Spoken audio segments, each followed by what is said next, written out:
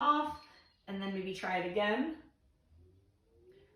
You know, get it to a speed that's more comfortable. So like I said at the beginning, we're gonna be pulling and pushing the clay into the center, because if the clay is perfectly centered, then the project that we make will be perfectly even. If it's not, everything is gonna be off and it's gonna look wobbly and weird.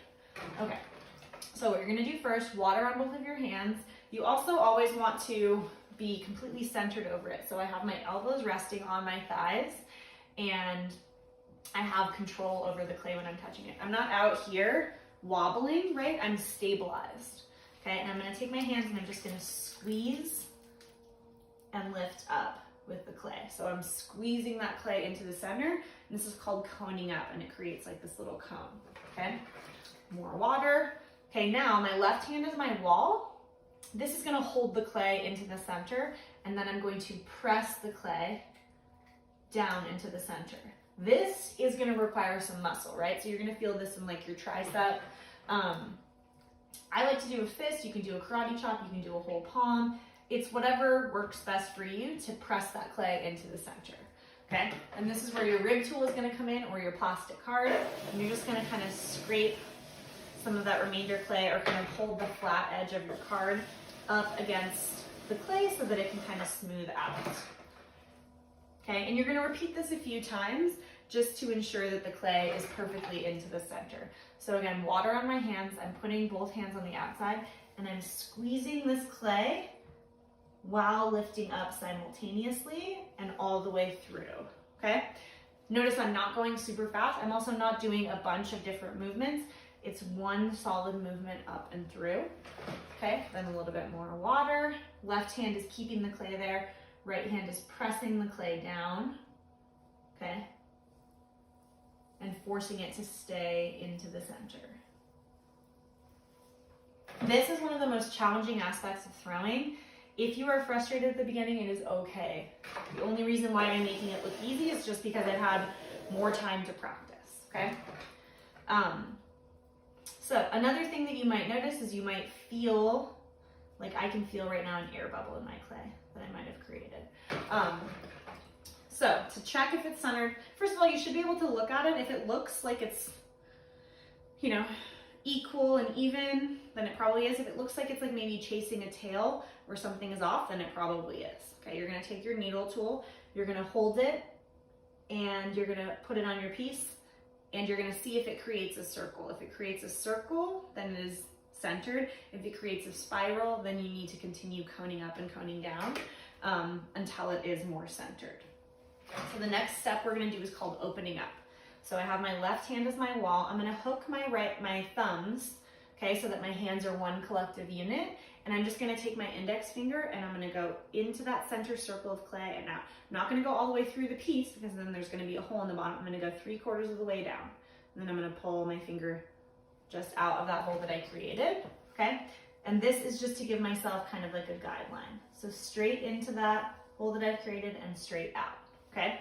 Then opening up, what I want you to think about is, again, so my thumbs are locked so that, again, I'm like one solid unit. You're gonna pull your hand towards yourself, pulling that clay towards yourself straight across the base that you've created, not all the way through, but you wanna make sure that you're pulling it straight across. If you pull it up like this, you're gonna have a super thick bottom, super thin top, okay? So water on your hands, hand in the clay, and you're pulling it towards yourself. Once you can, you know, use more of your hand, I recommend doing that just because, you know, the strength of the clay. Okay, and you're just gonna pull it as wide as whatever piece you're trying to create that you want to be, okay? So you're pulling it out and towards yourself till you create a large enough opening to work with. So that is opening up. So sometimes you'll see people, like I like to kind of like put like water into the piece with the sponge. Sponge can be a good thing to just kind of clean up your area. Okay, and the next thing you're gonna do is you're gonna pull it up the wall. So now I have a piece that is like pretty thick. So think about your thickness. You want it to be like the thickness of your pinky. So now I'm gonna make it taller. I'm gonna make it a little bit wider first, just so that I don't have so much clay to work with. Okay, so when you're pulling up the wall, think about you have one hand on the inside and one on the outside, and you're trying to pull the clay simultaneously up so that it's the same thickness all the way around. Some people like to have both thumbs resting on the rim of your piece. This can be really helpful so that the top doesn't get uneven. I sometimes like to take my sponge and use my sponge on the outside so that I don't get a bunch of lines from my fingers. There's a bunch of different ways that you can go about this. It's really about just like practicing and finding what works for you. Okay, so I've got both hands and I'm squeezing from the base and slowly pulling upwards to make it taller, and then I'm removing. Okay, so one hand on each side and pulling it up to make it taller. And again, I like to use a sponge on the outside just because I feel like I always like tick it with my pinky finger and then screw it up. So the base is still a little bit thick, so I'm gonna just keep pulling until I get that thickness exactly where I want it. Notice that I'm going pretty slow, right? Because the wheel is already moving so quickly. If I move quickly as well, this is where problems can happen. So I'm like pretty happy with that height. Now is where you can kind of get creative with it. So I'm just gonna use this rib tool to kind of trim some of that excess from the base.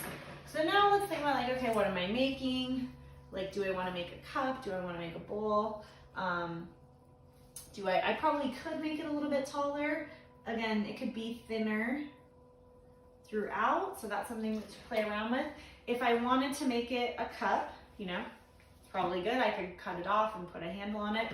If I wanted to make it a bowl or plate, basically I would take some of the clay, holding it with this hand, and I would just start kind of messing with the shape and pulling the exterior out to make it into like a bowl shape. If I wanted to make it to a plate, I would do that same thing, but I would just kind of start pulling it and then start pressing it down to make it flatter. And plates are pretty tricky, right? So the wider that your clay kit gets, the more room for error. But practice, practice, practice.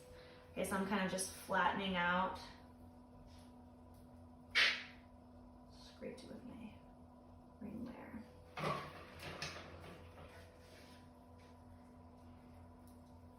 Okay, so let's say that that's good. I mean, it's more of a bowl than a plate, but I don't want this video to go on for too long. So let's say that I'm good. Maybe the bell is about to ring, right? If I wanted to keep working on this piece tomorrow, I could simply take the bat off, cover this with the bag, and come back to class the next day and work on it. If I'm done with it, what I'm gonna do is cut it off of the wheel, okay? So the first thing I'm gonna do is I'm gonna use my little card or rib tool, and I'm just gonna put the edge on there to kind of create just a little gap so that it's easier to cut off. Then I'm gonna take my wire tool, and I'm gonna go behind the piece, pull it straight towards myself. You wanna go straight across the bat. If I pull it up, I'm just cutting my piece in half, right? And then I wanna put a bunch of water on it so that it's easy for me to move the clay over and pick it up. And then you wanna have a board or a tray or something. So like I use these like cheap cutting boards from like Walmart or whatever. You wanna have that handy. You're gonna take your left hand and kind of just push it gently, right? Because it's so plasticky and fragile, and it should slide along the water. Then your right hand is here to kind of lift it up. Booyah, you put it on there. Boom, I've got a little, I would say it's like a salad plate or a bowl or something. So that is throwing 101. And then of course you got to clean up, right? So like scrape off all the clay that you can, turn your wheel off before you start any other throwing, because you don't want to accidentally step on the pedal and just spray crap everywhere, right? And then think about each thing that you took out, you got to clean up. I usually like to dump as much as I can in the splash pans first, and then just be really gentle as you're lifting these up. Again, mine is a little different. So mine actually like pulls out. Yours are gonna pull up and out. Take all of this and get it cleaned up. Even if you're throwing on this same wheel tomorrow, you don't wanna leave it dirty overnight because the metal on it can rust and stuff. So I hope that you found this helpful. I will probably demo this in class for you if possible. And yeah, just don't be too hard on yourself. The more that you practice, the easier it will become. So that's all. Have a great day. See you in class soon, I hope.